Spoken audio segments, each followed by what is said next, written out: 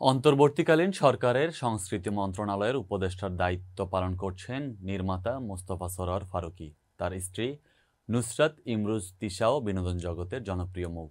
উপদেষ্টা হওয়ার পর স্বামীর মধ্যে কোনো পরিবর্তন দেখেছেন কিনা শনিবার রাতে বিনোদন সাংবাদিকদের সংগঠন সিজিএফবির পুরস্কার বিতরণী অনুষ্ঠানে তিশা এমন প্রশ্নের জবাব দিয়েছেন উপস্থিত সাংবাদিকদের কাছে।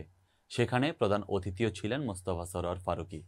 সাংবাদিকদের প্রশ্নের জবাবে তিশা জানালেন, বাসায় ফারুকীর মধ্যে কোনো পরিবর্তন এখনো খেয়াল করেননি তিনি। আর বাইরের বিষয়টা তিনি জানেন না, কখনো তার সঙ্গে বের হয়নি এবং তার কাজের জায়গায় যাওয়া হয়নি। তিশা বলেন, পরিবর্তন আমার চোখে পড়ছে না। আমার কাছে একই রকম মনে হচ্ছে। শুধু মনে হচ্ছে যে আগে ছবিয়ালের জন্য কাজ করত, এখন দেশের মানুষের জন্য কাজ করছে।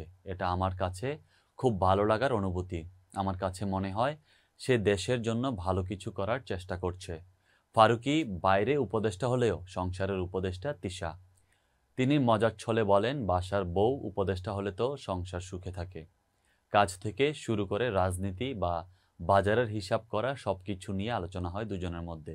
হয়তোবা আমাদের সাংসারিক জীবন সুখের হওয়ার পিছনে এটাও একটা কারণ যে আমরা সব বিষয় নিয়ে আলোচনা করি, তবে আমরা তর্ক করি না। তবে স্বামী এবং বাবা হিসেবে ফারুকী চমৎকার একজন মানুষ। নিজেদের কাজ প্রসঙ্গেও কথা বলেন তিশা। পরিবর্তনের আশা নিয়ে থার্ড পারসন সিঙ্গুলার নাম্বার শুরু করেছিলাম, তো থার্ড পারসন সিঙ্গুলার নাম্বার থেকে 840 অনেক পরিবর্তন এসেছে। আমি আশাবাদী ভবিষ্যতে আরও ভালো সিনেমায় আমাদের দেশে হবে এবং বাংলাদেশের সিনেমা সত্যিকারে ভালো পর্যায়ে যাচ্ছে। বিভিন্ন বাজেটের সিনেমা হচ্ছে, বিভিন্ন ধরনের সিনেমা হচ্ছে এবং দর্শকদের রুচির পরিবর্তন হয়েছে। তারা বিভিন্ন রকম সিনেমা দেখছেন। 2024 ভালো গেছে তিশার, আসছে বছরটাও ভালো যাবে।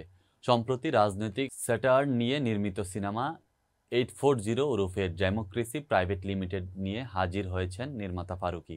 2007 সালে মোস্তফা সরোয়ার ফারুকীর নির্মাতার নাটক ছিল 420। ওই সময় দর্শকদের মধ্যে এটা ব্যাপক সাড়া ফেলেছিল। এবার এলো 420-এর ডাবল আপ 840 সিনেমা, যা দেশের 15টি সিনেমা হলে মুক্তি পেয়েছে।